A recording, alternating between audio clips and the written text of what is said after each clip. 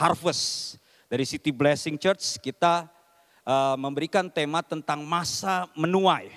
Dan saya mau khotbah ini saya susun, saya berdoa sama Tuhan, minta petunjuk Tuhan. Bahkan sampai tadi malam juga terus saya matangkan. Tuhan bilang bawakan khotbah topikal. Ya bukan ekspositori, karena saya juga sebagai pengajar dari homiletik. Saya juga ngajar dikasih, Pastor Hari tahu ya, Islamologi. Jadi bisa modal tulis Arab gitu, bismillah gitu. Saya bisa masuk ke mereka, ke pesantren, bahkan ya kita menjalin relasi dan tidak mustahil melakukan pekabaran Injil. Amin. Penuaian terjadi di sana. Nah, menuai di masa sukar itu bukan sebuah hal yang gampang, sudah. Kalau kita lihat memang ada masa menabur, ada musim menuai. Tetapi bagaimana kalau kita mau menuai di masa-masa yang sukar? Karena pada saat ini kita hidup di akhir zaman. Saya katakan di akhir zaman karena memang benar-benar sudah mendekati kedatangan Tuhan. Bahkan dikatakan sudah di ambang pintu. Kalau saudara baca Matius 24 dan Matius 25 itu berbicara tentang khotbah akhir zaman. Pelajari cermat di situ. Itu saudara akan menemukan bahwa kita memang sudah di ambang pintu. Waktunya tidak tahu kapan Tuhan datang. Yesus datang kedua kali tidak bisa ada yang tahu. Kalau ada yang nebak-nebak tahu gitu, itu palsu. Tetapi tanda-tandanya Tuhan bilang kamu harus tahu. Jadilah 5 gadis bijak, bukan jadi 5 gadis bodoh. Dan di akhir zaman kita tahu dalam 2 Timotius 3 ayat yang pertama, pada hari-hari terakhir akan terjadi masa yang sukar, masa kering, krisis moneter, krisis ini itu bahkan pandemik yang baru kita lalui, itu terjadi di hari-hari terakhir atas seizin Tuhan. Dan kita tidak bisa luput, saudara, tetapi Tuhan beserta kita dan Dia tidak pernah meninggalkan kita. Sesuai tadi lagu yang terakhir indah sekali itu. Tuhan tuh gak pernah ninggalin kita dalam segala masa yang ada di muka bumi. Jadi di dalam fase kehidupan manusia, saya sering katakan ada 3 fase. Yang pertama tanah datar, ini boring, bosen. Misalnya yang buka toko, pagi-pagi buka toko, tapi jangan lupa berdoa. Tuhan berkati toko saya, pelanggan banyak dalam nama Yesus, amin. Itu berjalan, Tuhan saya mau berangkat kerja, berkati saya sampai pulang, amin, puji Tuhan. Tapi ada kalanya kita di masa yang tinggi, puncak gunung itu juga Tuhan ada di sana. Mengingatkan kita supaya tidak sombong ketika Tuhan angkat kita dalam suatu posisi puncak gunung. Dan ketika kita melewati lembah kelam, kita juga tidak menjadi putus asa karena Tuhan menyertai kita. Dan Dia akan sanggup membuat kita menjadi orang yang survive di dalam kasih karunia Tuhan. Amin. Ini fase-fase kehidupan yang memang tidak luput. Dan hari-hari terakhir ini banyak orang akan melalui fase ini. Sukar. Tadi 2 Timotius 3 ayat yang pertama. Dan kita lihat contohnya. Habis pandemi, peperangan masih berlangsung. Bencana masih berlangsung. Tiba-tiba sekarang Oktober kemarin ya tanggal 7. Gempar. Dan area pecah perang. Di mana? Di tanah perjanjian, di Israel terjadi peperangan. Apa sih konfliknya? Rebutan tanah. Karena bangsa Israel memang sudah tidak ada 2534 tahun. Kalau saudara baca timetable-nya daripada kisah perjanjian lama, itu zaman raja terakhir Yehuda. Israelnya tahun 700-an lebih sebelum Masehi sudah nggak ada Israel Utara. Tapi Zedekia, raja Yehuda akhirnya ditawan oleh Babilonia, Raja Babel, siapa? Nebukadnezar. Dan akhirnya hilang sudah bangsa Israel. Tidak ada lagi, bahkan Yesus pun hidup di tanah yang namanya Palestina. Waktu zaman Tuhan Yesus. Jadi memang sudah enggak ada. Tapi tahun 1948 muncul negara Israel dan mereka sebut penjajah. Tapi kalau saudara baca kitab Yeskiel, itu adalah penggenapan janji Tuhan. Ketika Yeskiel dibawa oleh Tuhan kepada suatu lembah yang penuh dengan tulang kering, tengkorak kering. Berkatalah kepada tulang-tulang kering itu bangkit. Dan mereka mulai bangkit. Matius 24, Yesus mengatakan juga yang melihat itu terjadi tahun 48. Orang yang lahir tahun 48 tidak akan habis semuanya Tuhan datang. Berarti kita sudah di ambang pintu sesuai apa yang dikatakan Tuhan Yesus di dalam Matius 24. Sangat-sangat di ambang pintu. Tiba-tiba lagi ibadah gini, saya khotbah, saudara duduk, tiba-tiba Tuhan datang. Be ready, siap selalu. Jaga iman kita, karena Yesus ketika datang, adakah iman di muka bumi ini? Itu yang dia tanya, bukan berapa banyak hartamu waktu Tuhan Yesus datang. Tidak, berapa besar gerejamu. Tuhan tidak tanya itu, tapi adakah iman di hatimu? Itu yang perlu kita siap sedia ketika kita berhadapan dengan Tuhan pencipta langit dan bumi. Yesus datang kedua kalinya. Saya bersyukur saudara, istri saya ada di sini menemani saya. Biasanya saya pelayanan sana sini sendiri dan kali ini istri saya mendampingi. Istri saya ini ngomong-ngomong keturunan Israel saudara. Benar saudara, saya nggak ngomong bohong. Karena bapaknya namanya Israel. Orang Manado saudara. Jadi ketika di rumah sakit ya, dipanggil antrian Bapak Israel, semua pada nengok. Kenapa? Wah ini orang Israel nih. Orang Manado kan kalau kasih nama begitu. Jarang ada orang Manado kasih nama Palestina gitu, tidak. Israel ada banyak beberapa. Dan termasuk bapak mertua saya. Jadi istri saya turunan Israel, benar kan? Saya nggak bilang dia bangsa Israel, tapi turunan Israel.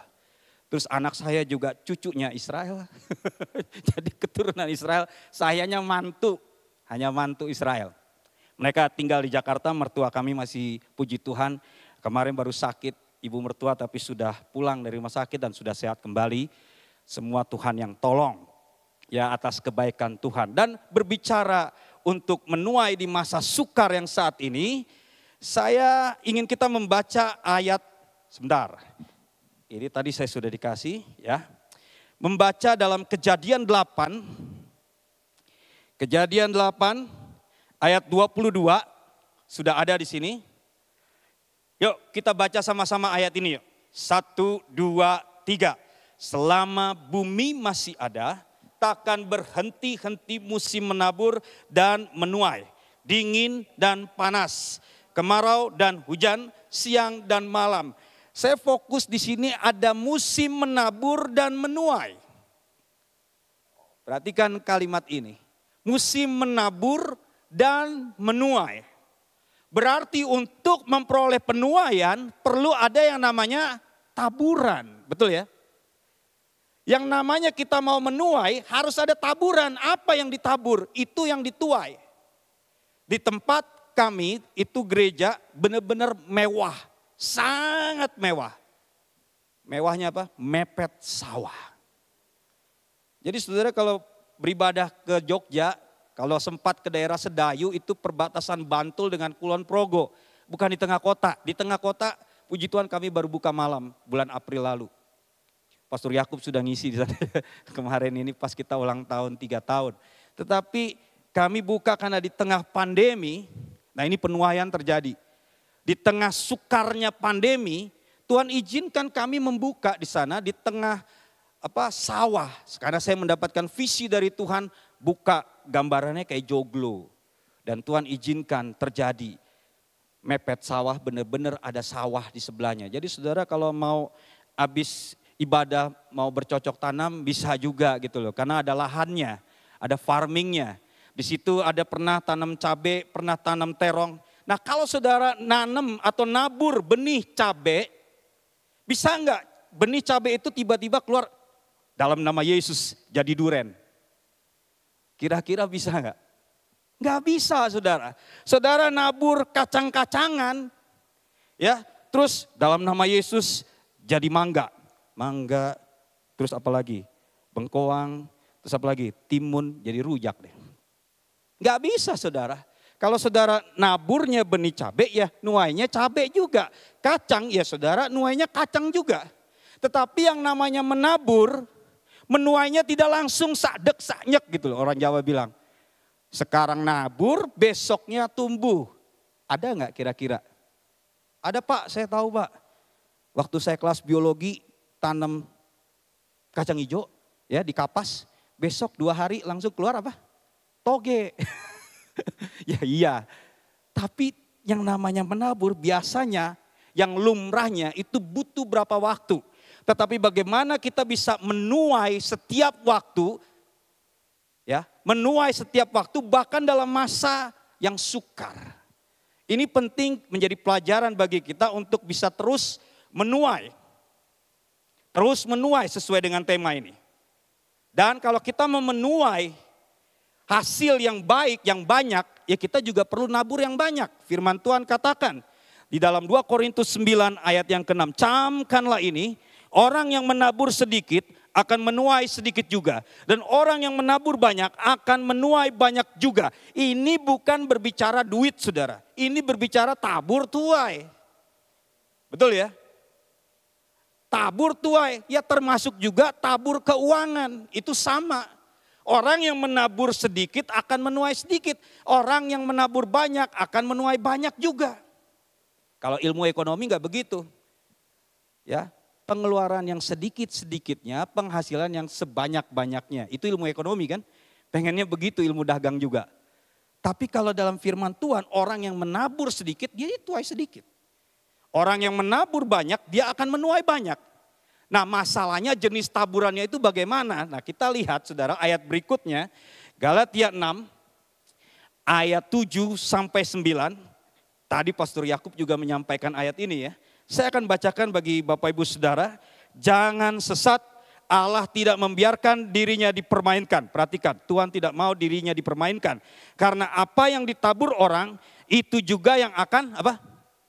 Dituainya. Tadi ya cabe, ya nuai cabe.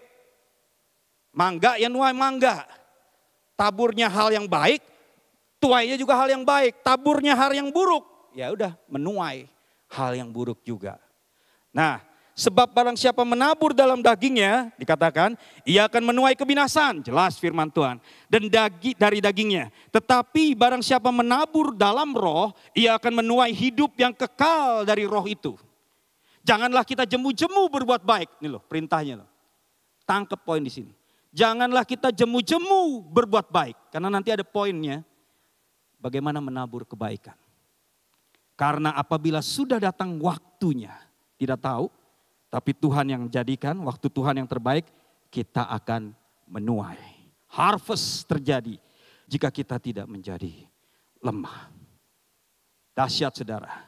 Dari firman Tuhan yang tadi kita baca, saya ingin memberi 3 poin tentang menabur untuk kita memperoleh tuaian.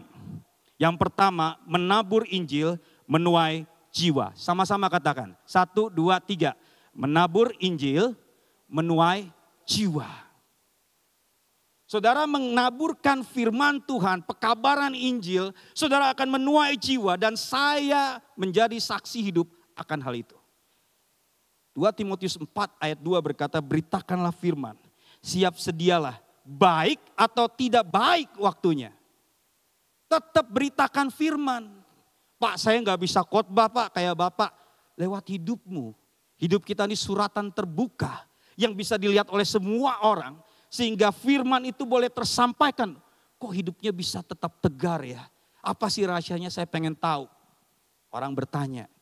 Kita akan katakan, Yesus kekuatanku. Biar dunia semua tahu tentang Yesus yang menjadi kekuatan kita. Bahkan Paulus pun berkata dalam Filipi 4 ayat 13, segala perkara dapat kutanggung di dalam Dia, Kristus, yang memberi kekuatan kepadaku. Christ confidence. Paulus itu diterpa segala macam deh hal yang kurang enak. Tetapi kenapa dia bisa survive. Kalau saudara baca Filipi 4 ayat 13 itu ayat sebelumnya juga dia bilang, aku tahu apa itu kelimpahan, aku tahu apa itu kekurangan. Dan saya mengalami hal ini saudara. Mengalami hal ini dan saya tahu semua dikalikan Kristus. Jadinya kita kuat di dalam Dia. Ini yang disebut Christ confidence, not self confidence. Dunia mengajarkan self confidence. Sekolah kepribadian, sekolah modeling semua mengajarkan self confidence. Yang akhirnya berakhir kepada kesombongan diri. Tapi kalau kita berpacu kepada Filipi 4 ayat 13, kita akan mengacu kepada Tuhan, kemuliaan Tuhan. Bukan kita sendiri. Nama Tuhan yang dimuliakan. Menabur pekabaran Injil. Saya sekitar 20 tahun yang lalu, 2004 ya, kurang lebih kami diundang di Surabaya ini juga untuk mengikuti suatu konferensi hamba-hamba Tuhan. Dulu, waktu 2004 saya naik motor saudara. Tapi sekarang saya naik motor sudah dilarang sama istri saya untuk ke luar kota ya jauh-jauh. Tapi saya salut sama Pastor Yakub kemarin dari Gresik naik motor ke tempat saya. Luar biasa, malam-malam nyampe lagi karena kita ibadahnya malam tengah kota. Saya bilang, Pastor Yakub naik motor, saya juga mau naik motor deh. Enggak, kamu enggak saya kasih. Nanti malam-malam kamu masuk angin. Ya udah jangan. Pastor Yakub lebih pendekar dari saya. Saya enggak, jadi disuruh jangan. Nah saudara yang dikasih dalam Tuhan, 2004 saya kesini naik motor, saya tuh dulu bikin selebaran. Semoga di sini enggak tahu ya dapat apa enggak, saya tuh dari Klaten, Solo lewat, nanti ada kira-kira ya enggak semua sih, enggak bisa saya kuasain Solo semua, Klaten semua. Tapi pas di Surabaya juga saya masuk ke daerah rumah, saya taruh di slip pagar, saya bikin selebaran tentang Tuhan Yesus. Saya bikin selebaran itu, ya bikin sendiri, cetak sendiri dengan uang yang ada pada saya sebarin, saya selipkan ke rumah-rumah itu. Memang rodok ekstrim. Dwight Lyman Moody juga melakukan hal itu, dan seorang jemaatnya berkata, Pak Moody, di Chicago ya, dia bapak penginjilan yang luar biasa. Saya kurang senang dengan cara Pak Moody menyebarkan traktat-traktat seperti itu. Memalukan Pak. Kayak gak ada cara lain, khotbah Bapak udah benar di gereja. Tapi kok Bapak masih nyebar-nyebar traktat begitu? Terus Ibu, kata Pak Moody. Saya juga sebenarnya gak mau Bu. Tapi adakah Ibu ada cara lain untuk bisa lebih menjangkau jiwa? Selain dari cara seperti ini. Karena Dwight Lyman Moody mempunyai target. Setiap hari 1 jiwa bagi kemuliaan nama Tuhan. Dahsyat saudara. Saya sangat terinspirasi sama Dwight Lyman Moody. Ya. Itu dia mengerjakan penginjilan dengan tulus. Bahkan sampai malam hari dia ketika belum dapat 1 jiwa. Dia jalan keluar jalan kaki. Di London di Inggris ada orang mau bunuh diri. Dia perkenalkan dengan Kristus. Dan orang itu tidak jadi bunuh diri. Dahsyat. Sudah bisa baca kisahnya. Sekarang saya nggak perlu ajarkan dulu buku itu harus beli buku ya. Sekarang saudara bisa cek di internet. Dwight Lyman Moody, kisah-kisahnya ada. Dahsyat itu. Jadi ini yang kita perlu lakukan dan saya lakukan itu. Dulu saya belum perintisan, saya masih melayani di sebuah gereja. Ya melayani memang full timer, tapi saya bukan gembala sidang sendiri. Jadi saya layani. Itu saya bagi-bagikan tiap lewat. Bahkan sampai saya, dulu kan belum ada GPS. Dulu juga belum ada tahun 2004 tuh belum ada ya. Facebook juga belum. Saya tanya ke polisi, pos polisi. Kalau saya udah mulai nyasar nih bener gak nih? Caruban, Nganjuk gitu kan. Lewatin itu naik motor. Saya tanya polisi, arahnya ke sana. Begitu saya tanya, Bapak polisi semua. Boleh gak saya berdoa buat kalian di tempat ini? Ekstrim ya kayaknya. Ini bodoh banget sih, polos banget, cupu banget. Tapi saya lakukan itu. Dan saya sampaikan doa yang istilahnya spesifiknya begini. Kiranya Tuhan Yesus memberikan keselamatan buat bapak-bapak di sini. Itu udah menyangkut semua. Saya nggak tahu saya menabur itu siapa yang menuai. Karena saya pernah di Jogja juga menuai tukang koran jadi Kristen. Rupanya dia cerita dulu saya waktu di Surabaya, rupanya dari Surabaya juga. Pernah ada orang yang mengabarkan Injil ke saya. Teman saya ngajak saya ke gereja tetapi saya belum mau. Tapi begitu di Jogja saya yang menuai. Yang seorang menabur, yang lain menuai. Semuanya untuk kemuliaan Tuhan. Yohanes 4 ayat 37 berkata demikian. Kadang kita menuai apa yang tidak kita tabur. Tapi percaya saudara, kalau saudara mau menuai, tabur. Dan saudara menaburkan Injil, tabur firman Tuhan lewat hidupmu, saudara akan menuai jiwa-jiwa bagi kemuliaan nama Tuhan. 1 jiwa diselamatkan, seluruh sorga bersorak-sorai. Indah gak saudara? Indah sekali. Seorang penulis lagu Ray Boltz, dia menuliskan lagu, Thank you for giving to the Lord, I'm alive, that was changed. Ada kisahnya, saudara bisa cek. Di lagu itu liriknya tentang begini. Seorang yang diangkat seorang yang masuk ke surga, ketika dia sudah di surga, dia melihat ratusan orang ngantri ke dia, mengucapkan thank you for giving to the Lord. Dia bilang, aku bukan pengkhotbah. Aku tidak pandai menginjil ke sana sini. Tapi apa yang dilakukan oleh orang ini? Ya tadi, kursi-kursi dia urapin. Tuhan datangkan jiwa-jiwa. Tuhan urapi kursi ini yang kosong. Lakukan itu saudara. Tanpa perlu dilihat oleh Pastor Fani pun. Kemuliaan bagi Tuhan. Amin. Mau lakukan itu? Ya, hal sepele. Terus dia ibadah. Dia berdoa bagi orang yang ada di depannya. Tuhan berkati orang ini. Saya tidak tahu apa masalahnya. Tapi Tuhan berikan dia jawaban. Jangan dia putus asa atas pergumulannya. Kita nggak tahu setiap pergumulan kita itu apa. Dan orang-orang itu ngantri dari ujung semua. Thank you for giving to the Lord. Hanya sebatas doa. Hanya sebatas mengurapi kursi-kursi. Dan dia juga orang ini ikut memberikan dana misi. Pekabaran Injil. Ke misionaris ini untuk pekerjaan Tuhan. Dan orang itu udah thank you. Kamu sudah memberikan sumbangsimu sehingga ada penginjil yang diutus ke daerah sana. Di Indonesia masih ada banyak STA, suku terabaikan. Pastor Evert terlibat dan saya juga masuk dalam kepengurusan baru di IPN. Jadi kami sama-sama concern kepada STA juga, suku terabaikan. Banyak saudara. Ini perlu kita suarakan, penginjilan, maka akan tuai jiwa-jiwa. Saudara lihat nih, yang berikut ini. Nah, ini adalah tuaian di Jogja, saudara. Saya ingin kasih unjuk ya.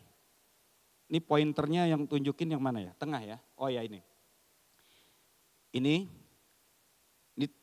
Ini baru-baru ini ya, tahun lalu ya. Ini namanya M, depannya M. Tapi sekarang M-nya dia minta, Pak, kasih nama baptis saya yang ini. M juga, Matius. Mateo. Dia minta Mateo, pakai nama Mateo. Tadi Pastor Fani bilang saya nama Vizelli itu dari Itali, ternyata banyaknya dari Brazil, orang Portugis. Saya bilang, wah keluarga saya nih semua Vizelli bener-bener. Itali malah saya cari Vizelli pakai S, saya pakai Z. Jadi Vizelli dari Brazil banyakan. Nah dia minta nama Mateo. Itu memang nama lain daripada Matius, pemberian, kado dari Allah. Saya ganti namanya, dibaptis. Ini juga ex-takmir masjid ya. Ini sampai diusir sama istrinya. Karena dia terima Yesus. Saya ketika menuai mereka, rupanya udah ada orang-orang yang menabur. Saya menabur di sisi lain, tapi saya menuai. Nah kalau ini saya ingin ceritakan khusus. Ini adalah Pak Edi Gomblo. Meninggal tahun lalu, Agustus. Saudara, Edi Gomblo itu di perfilman zaman Benyamin S ya. Zaman Benyamin S dia sangat populer. Bahkan Warkop DKI dia juga sering main. Edi Gomblo loh, bukan Gomblo. Gomblo itu yang nyanyi di radio. Nah itu Gomblo. Ini Edi Gomblo. Meninggalnya usia 81 tahun. Pak Edi Gomblo ini saudara. Lama dia. Tidak ada yang menginjil. Mental semua katanya. Saya kenal istrinya. Dia istri yang pertama sudah meninggal. Istri yang kedua Kristen. Bergumul lama. Saya kenal istrinya lalu saya main ke rumahnya berkunjung. Rupanya saya bilang, loh bapak ini aktor legend. Komedian legend saudara. Begitu saya hampiri, saya tidak bicarakan firman. Karena mental semua kata istrinya. Akhirnya saya bicarakan tentang perfilman. Itulah Tuhan pakai lika-liku hidup saya itu dulu mulai dari sekolah perfilman dulu. Jadi saya enggak sekolah basket juga Bu. Tinggalkan basket, sekolah perfilman di Institut Kesenian Jakarta. Ya, saya belajar sinematografi dan kami dicekokin film-film lama. Baik sejarah film Indonesia maupun sejarah film dunia. Charlie Chaplin tuh tontonan saya tiap hari. Ya film-film Indonesia juga ada sejarah film Indonesia. Termasuk Edi Gomblo ini. Jadi adegan per adegan saya bicarakan ke dia. Bapak dulu adegannya begini sampai saya fragmenkan gitu. Dia ketawa-tawa, dia sedang masih ada yang mengingatnya. Soalnya kan zaman sekarang anak-anak muda coba ditanya, kenal gak Edi Gomblo? Mbuh Kisopo. Tapi zaman-zaman seusia saya juga udah dikit. Itu seusia mungkin udah yang tahun-tahun 70 yang tahu. Zaman kejayaan Benyamin S. Nah dia main terus tuh, Edi Gomblo. Nah ketika saya masuk dari pembicaraan tentang perfilman, mulai jadi berteman. Dia mulai sharing, Pak saya mau cerita-cerita curhat-curhat. Oke, curhatlah masalah inilah, masalah itu. Suatu ketika dia sakit, saya kunjungi. Boleh nggak saya berdoa pakai versi doa saya? Boleh, boleh. Di situ mulai terbuka. Dan begitu awal perintisan, saya berkunjung ke rumahnya, Tuhan gerakan 11 November 2020. Saya sudah perintisan City Blessing, ya. Tuai jiwanya. Saya tanya. Tuh nanyanya mikir-mikir sudah, didoain kan mau. Tapi ketika ada beberapa saya mengalami penolakan. Jadi saudara jangan takut ditolak, karena nanti siapa tahu ada yang menuai, benar gak? Ketika saya mau nanya nih, nanti ditolak gak ya? Saya menanya, Bapak bersediakah terima Yesus sebagai Tuhan dan Juru Selamat Bapak? 11 November 2020, dia menerima Yesus sebagai Tuhan dan Juru Selamat hidupnya. Amin. Itu yang luar biasa saudara. Dan itu kami abadikan itu loh. Dia terima. Dan 8 hari kemudian 19 November 2020 dia dibaptis. Dalam keadaan yang tidak bisa lagi jalan, duduk aja susah. Ini dia dibaptis dengan metode bukan selam. Karena gak bisa saya angkat badannya begitu berat. Dan saya sendiri, apa halangannya saya dibaptis kata dia. Oke saya baptis. Saya bilang Pak nanti kalau bisa sehat lagi, saya baptis ulang ya dengan saya selamkan. Iya, ternyata sampai meninggal tahun lalu dia nggak bisa. Karena sudah banyak penyakitnya. Covid juga kena, lolos. Penyakitnya udah komplikasi sebenarnya. Bahkan dia sempat, ini nggak kelihatan di sini nih. Sebenarnya ini nih dia baca Alkitab, dia minta belikan Alkitab yang besar. Dia pakai duit dia, bukan pakai duit saya. Alkitab yang besar yang seharga 600.000 itu, 700.000 itu, untuk dia baca, belajar. Dan dia senang ketika belajar, rutin saya kunjungi. Dia senang bahkan dia minta, Pak tolong rubah KTP saya. Rubahnya, oke saya urusin. Ke Diduk Capil untuk berubah. Dia bilang saya seorang pemenang. Ya saudara tahu ya konfliknya di televisi waktu itu Agustus tahun lalu ya. Anak dari istri pertamanya, wah udah gini gitulah. Waktu saya juga datang menutup petinya, itu di kampungnya, di Turi, daerah Kaliurang sana. Itu di kampungnya Pak Dukunya awalnya juga nyangkanya dia belum Kristen. Tapi kita tunjukin KTP-nya, kita tunjukin dia semuanya, udah silakan dilaksanakan cara Kristen. Bukan kristenisasi saudara, tapi Tuhan yang menjamah dia sendiri dan saya cuma menuai. Menuai jiwa yang Tuhan izinkan. Dan akhirnya dia keluar sebagai pemenang. Di Jakarta, di Tegal Alur, dihambat untuk dikuburkan. Kapolsek sana menghambat. Akhirnya kita tidak kurang akal, kita minta bantuan dari Bintang 2 untuk telepon ke Kapolsek itu. Oh iya siap dan, akhirnya kebuka semua. Ini benar nyata, bukan kita omong kosong tapi benar-benar kalau kita mau menabur Injil, tuaian jiwa itu akan terjadi saudara. Dan saat ini Jogja City Blessing, saya bukan bangga karena ini, tapi saya melihat pergerakan Tuhan. Walaupun bukan saya, tapi kalau pergerakan Tuhan pasti terjadi. Setiap perkara kecil kami ibadah mulai dari 14 orang, lalu mulai 2 kali ibadah di tadi itu mepet sawah. Dan mulai April lalu Tuhan izinkan kami menuai satu tempat di tengah kota. Sampai hari ini, sampai detik ini kita ada ibadah 3 kali kebaktian. Dan semakin bertambah bagi kemuliaan nama Tuhan. Bukan karena saya hebat, enggak. Kita enggak ada hebatnya apa-apa, kita cuma dipakai alat. Jadi alatnya Tuhan, tools. We are nothing.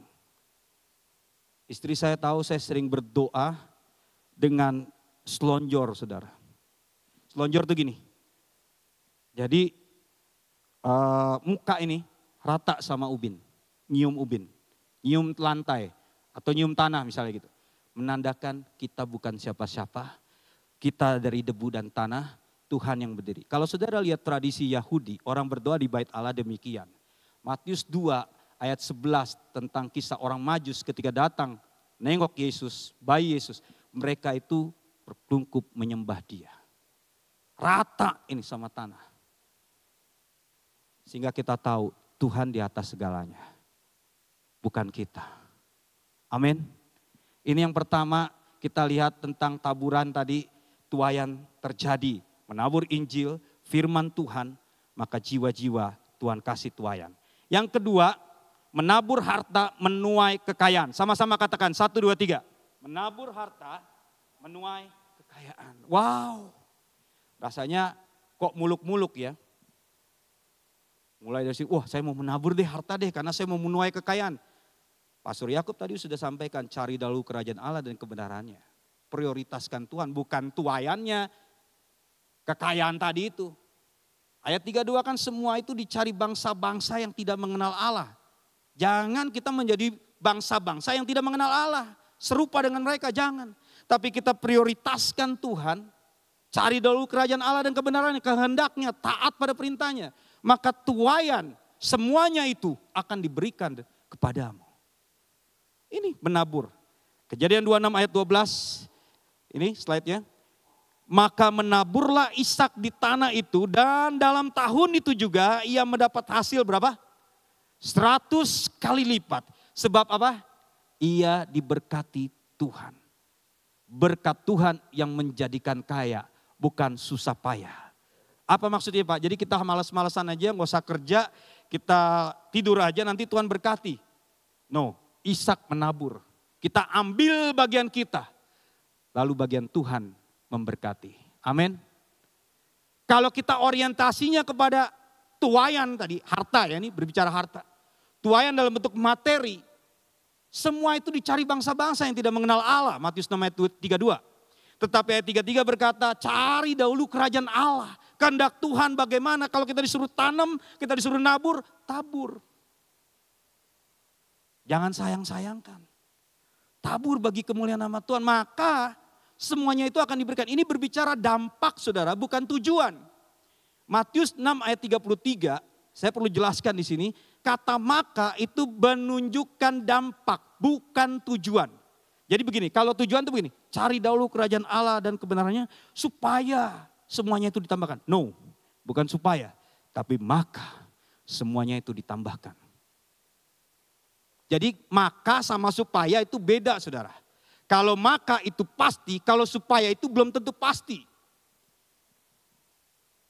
Ngerti ya di sini ya? Kerja keraslah supaya kamu kaya. Orang kerja keras, banting tulang, banting opung. Kalau orang Batak di situ kan banting tulang. Wah, ada yang lebih tua banting opung.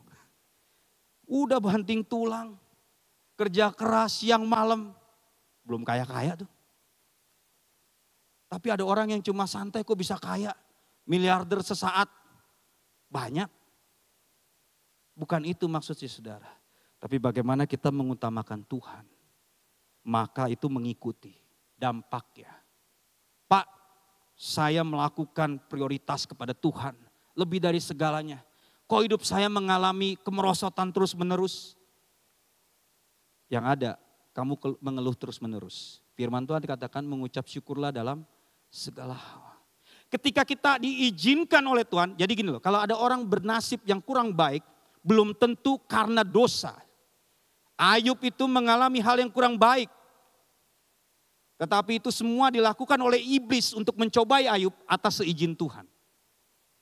Atas seizin Tuhan. Tuhan tidak mencobai siapapun. Tapi iblis mencobai atas seizin Tuhan terjadi. Tapi Ayub keluar seperti emas bagi kemuliaan nama Tuhan.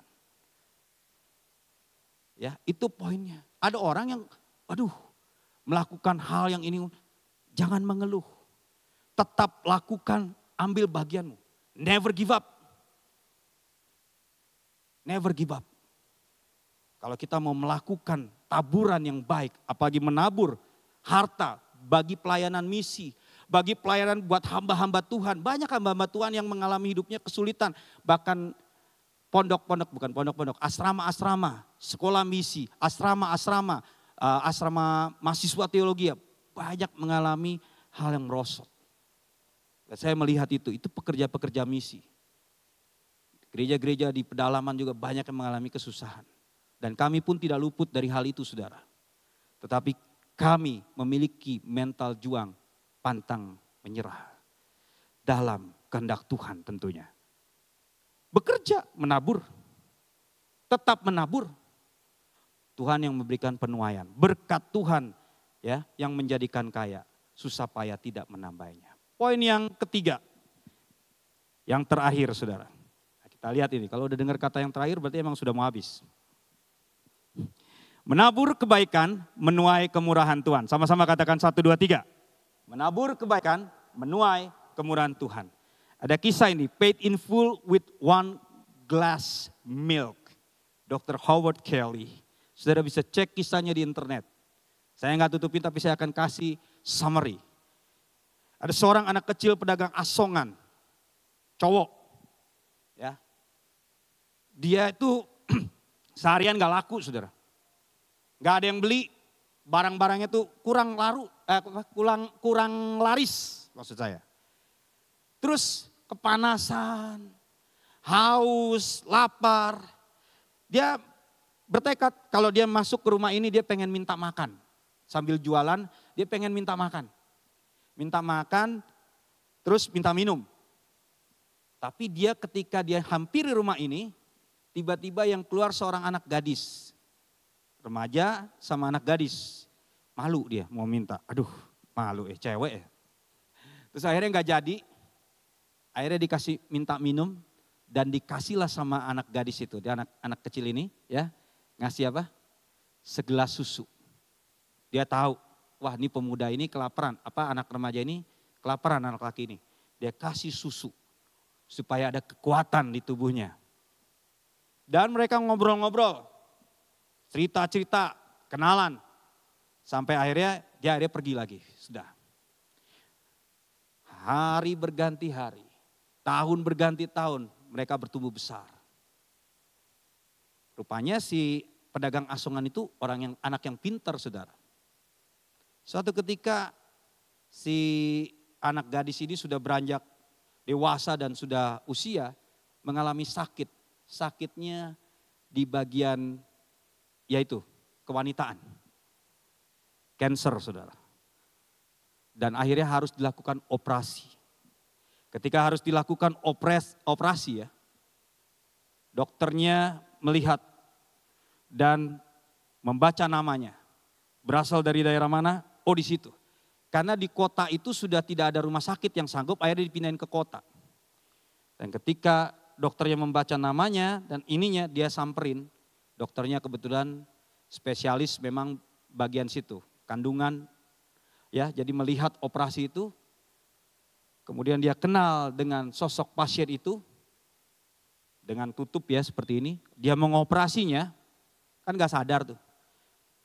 Ketika selesai dan si pasien sudah boleh pulang, pasien ini berpikir, saya harus bayar dari mana?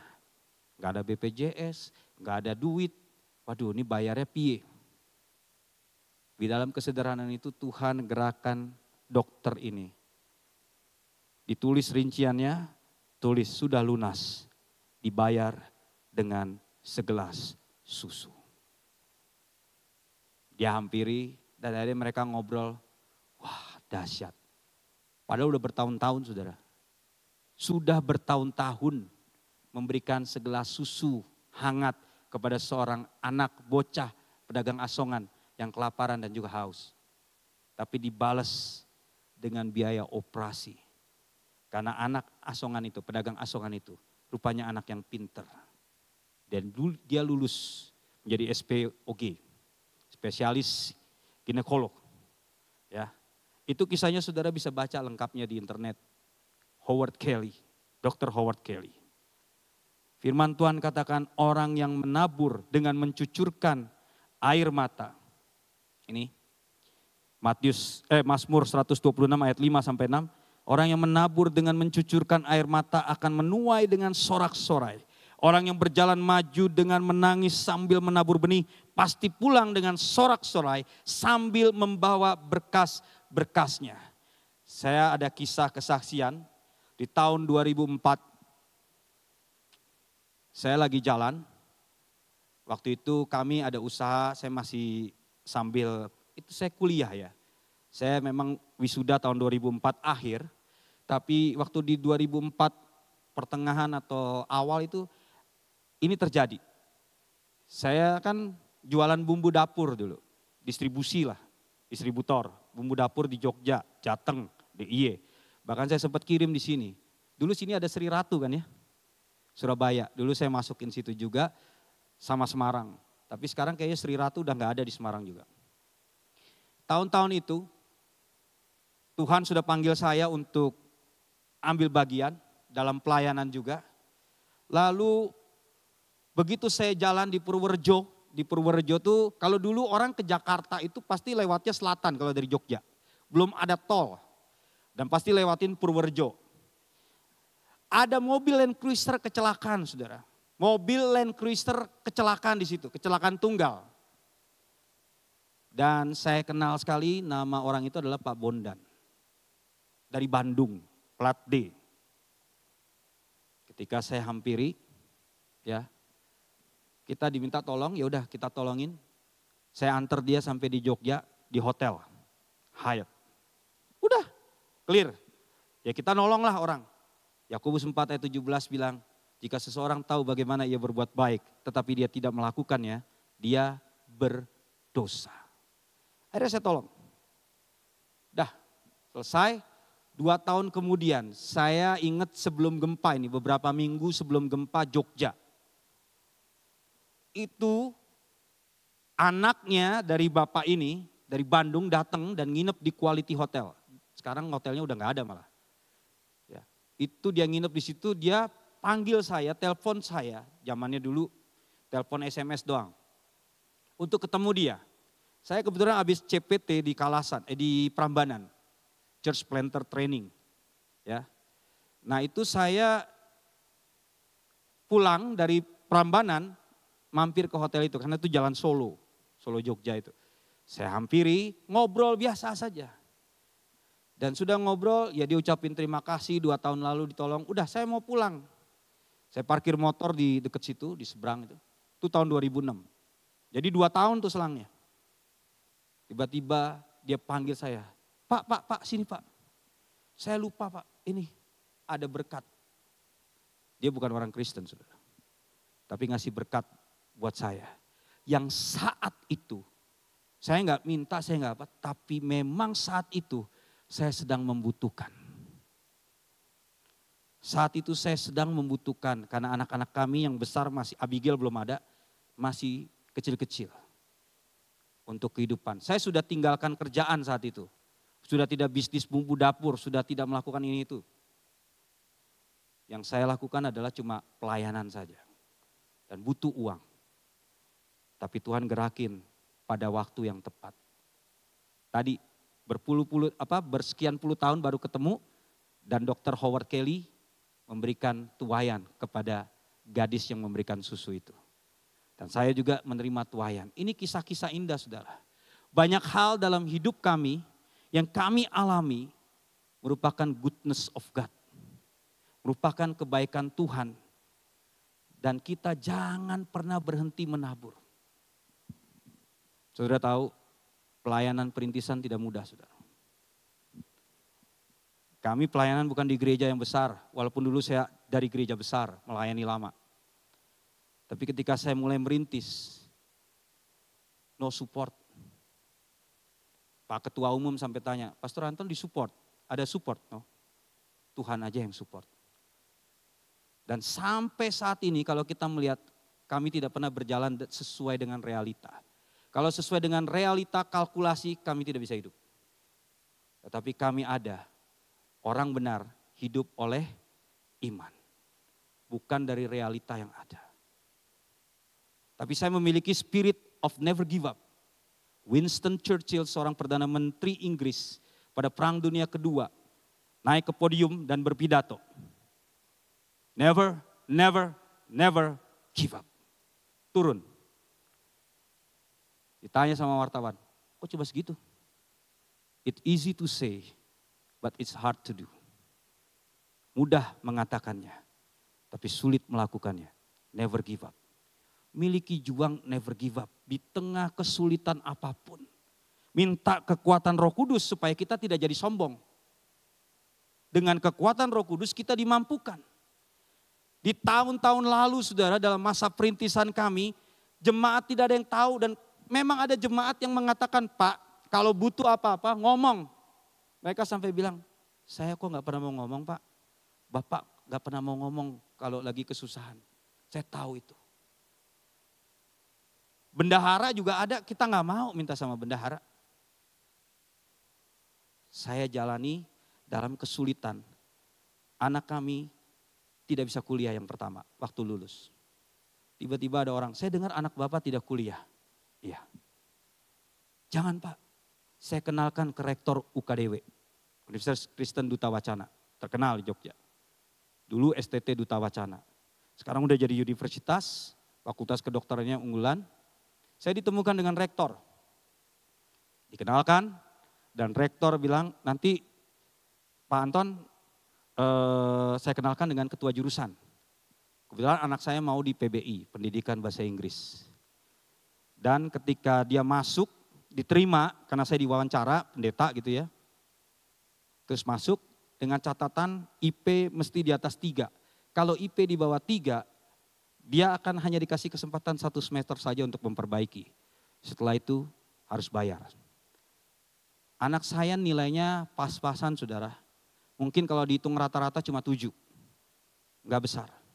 Tapi ketika dia masuk, si Kelvin anak kami yang pertama, IP di semester awal 3,83. Tuhan angkat jadi cum laude. Dan terakhir sekarang sudah skripsi, IP-nya 4,0. Kemuliaan bagi Tuhan aja. Bukan karena, saya bilang sama anak saya, bukan karena kamu pinter.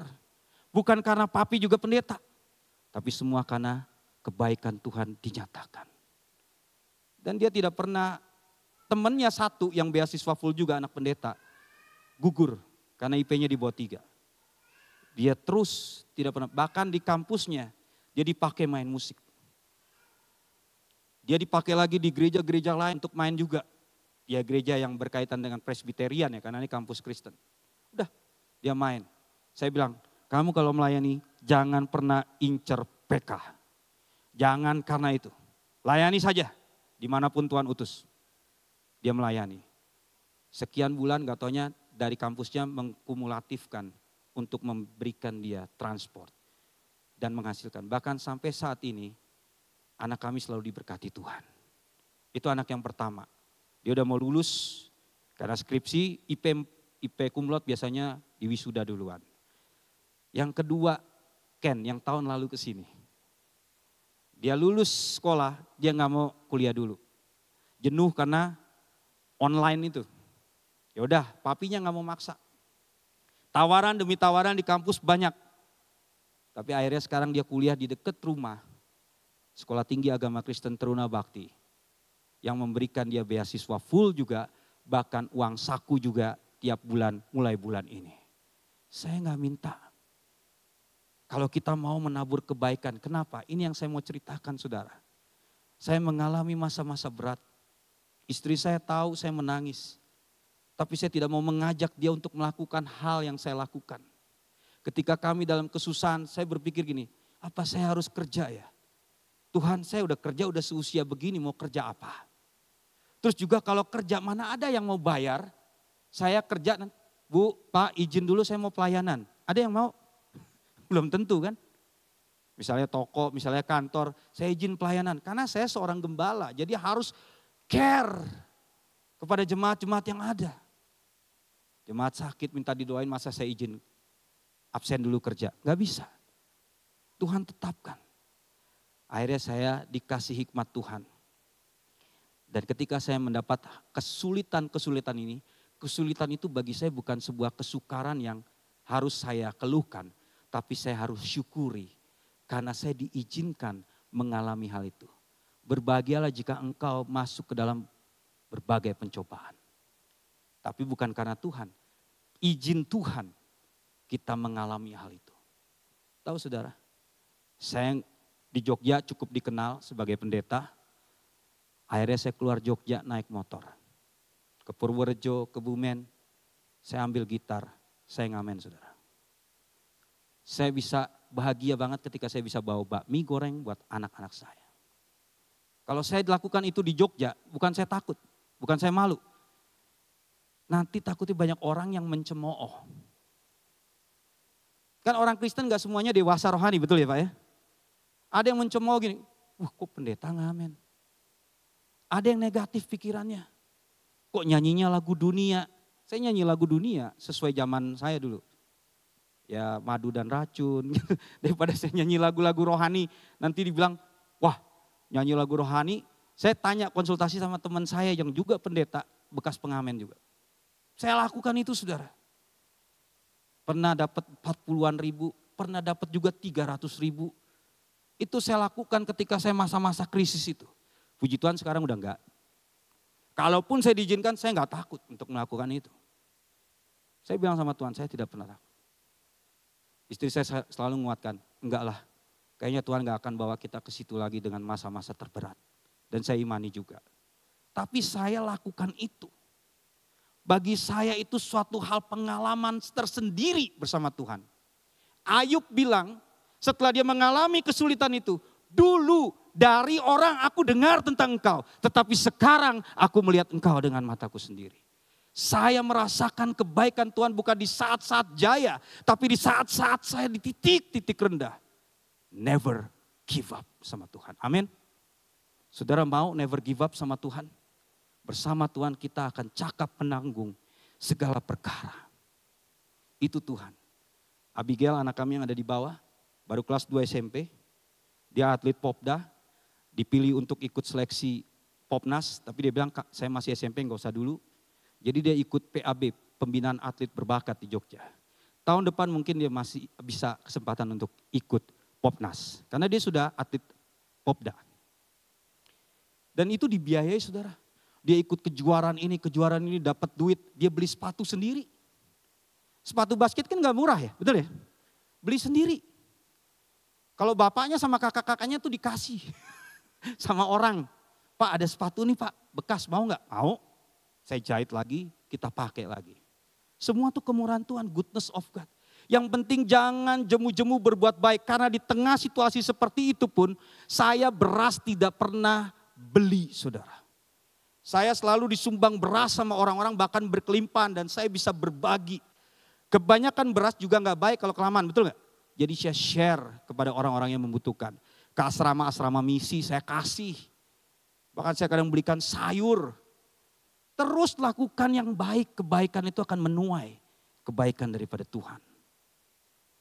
Sampai orang di Jogja tidak ada yang nyangka saya di titik-titik rendah itu. Gak ada yang nyangka. Memang saya gak pernah posting. Ketika saya memberi juga tidak pernah posting. Ketika saya kesusahan tidak pernah posting. Postingnya, ini pastor kayaknya makan enak mulu nih. Ini pastor basketan mulu nih. Enak-enak aja. Gak mau, saya bawa itu ke hadirat Tuhan saja. Berlutut, berdoa, bahkan tersungkur. Tuhan ini aku bukan apa-apa. Saya bawa ke hadirat-Mu dalam segala kesusahan. Dan Tuhan kasih tuaian yang terbaik. Istri anak saya gak melihat saya waktu melakukan ngamen itu, tidak. Tetapi mereka tahu saya melakukan itu. Dan mereka mengecap kebaikan Tuhan. Saya bisa bawa bakmi goreng itu udah senang. Bawa nasi goreng buat keluarga itu udah senang. Segala kemuliaan bagi nama Tuhan. Dan saya ingin tutup dengan sebuah pujian Goodness of God. Saya undang istri saya untuk nyanyi bersama saya, juga pemain musik. Istri saya yang turunan Israel ini pintar nyanyi saudara.